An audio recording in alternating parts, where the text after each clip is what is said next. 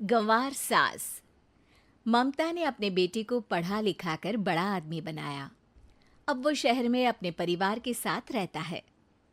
एक दिन ममता का बेटा रोहन अपनी पत्नी आलिया से कहता है, अरे आलिया, सुनो, माँ अब से गांव में नहीं रहेगी। वो हमारे साथ यहीं रहेंगी शहर में। उनका कमरा आज नौकर से बोलकर अच्छे से साफ करवा देना। ओह, आज तो मेरी किटी पार्टी है, फिर मुझे जिम और फिर शॉपिंग। ठीक है, कल करवा दूंगी। अ, अच्छा, लेकिन माँ के सामने ये कपड़े नहीं चलेंगे। हाँ, तुम्हें साड़ी या सूट पहनना होगा। अरे बिल्कुल भी नहीं। मेरे मम्मी पापा ने इतना पैसा लगाकर शादी इसलिए नहीं की थी कि मैं अपनी मर्जी के कपड़े पहन ओढ़ भी ना सकूं। अरे चलो, गुस्सा मत हो, लेकिन कुछ दिन तो माँ की खुशी के लिए कर सकती हो ना। लेकिन आलिया मानती नहीं। माँ आती है सिंपल सी साड़ी, झोला और चप्पल पहनकर। अरे रोहन, मैं इनके साथ कैसे रहूंगी? मेरी फ्रेंड्स क्या कहेंगी? ये तो पूरी गंवार लग रही है। आलिया, माँ गांव में रहती थी इसलिए ऐसी हैं। तुम आज ही माँ के साथ जाकर उनकी पसंद की शॉपिंग करवा देना। इनके साथ घर के अंदर रहना मुश्किल है, बाहर तो मैं कभी भी ना जाऊं। रोहन को आलिया पर गुस्सा आ जाता है। माँ, ओ माँ। हाँ बेटा। वो माँ को ले जाने के लिए उनका हाथ पकड़ता है कि अरे माँ, तेरे हाथ अभी तक इतने कड़े हैं, तूने इसका कोई इलाज नहीं किया? अरे बेटा, इसका कोई इलाज नहीं।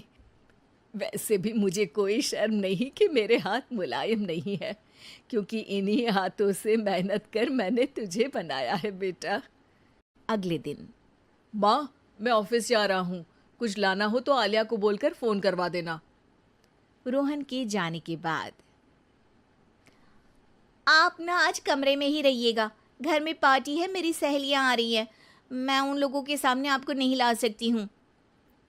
ठीक है बहू, लेकिन तुम कहो तो मैं कुछ खाने को बना दूँ तुम लोगों की पार्टी के लिए। वो लोग सिर्फ कॉन्टिनेंटल या थाई फूड ही खाते हैं। कोई बात नहीं, कभी इंडियन खिलाने वाला कोई मिला नहीं होगा ना। मैं बनाकर कमरे में चली जाऊंगी। जैसे आपकी मर्जी। आलिया के घर उसकी दोस्त आती हैं, पार्टी होती है।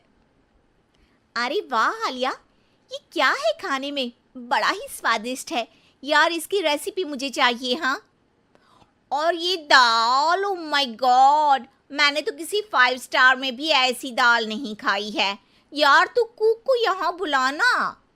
अब आलिया घबरा जाती है। हाँ हाँ हाँ हाँ, क्यों नहीं। माँ जी ज़रा बाहर आइए। आलिया की सास सिंपल सी साड़ी और गांव के अंदाज में आती है। अरे बहू, क्या हुआ? खाना पसंद नहीं आया क्या? बहू?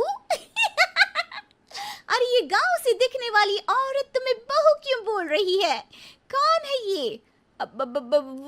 वो हमारी नई नौकरानी है। सास बहू की बात सुनकर बहुत दुखी हो जाती है। वो सर झुकाकर जा ही रही होती है कि एक सहेली बोल पड़ती है। अरे कहाँ जा रही हैं माँ जी? वो उठकर उनके पैर छूती है। जीती रहो बेटा। क्या है ना, आपकी शक्ल बिल्कुल मेरी माँ जैसी है। पता है आलिया, मैं शहर पढ़ने आई और फिर शहरी हो गई, लेकिन मेरे माँ पापा तो आज भी गांव में रहते हैं, बिल्कुल इनके जैसे ही हैं।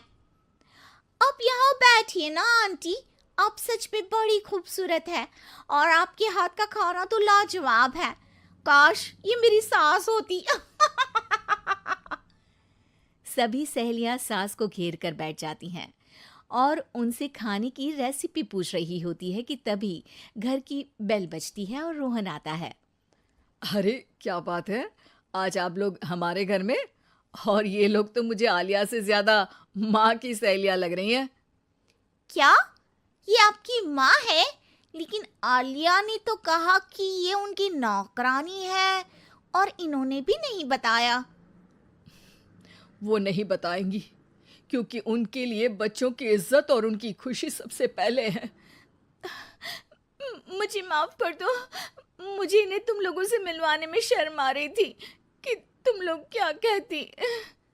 अरे अब तो हमें शर्म आ रही है कि तुम हम लोगों की सहेली हो।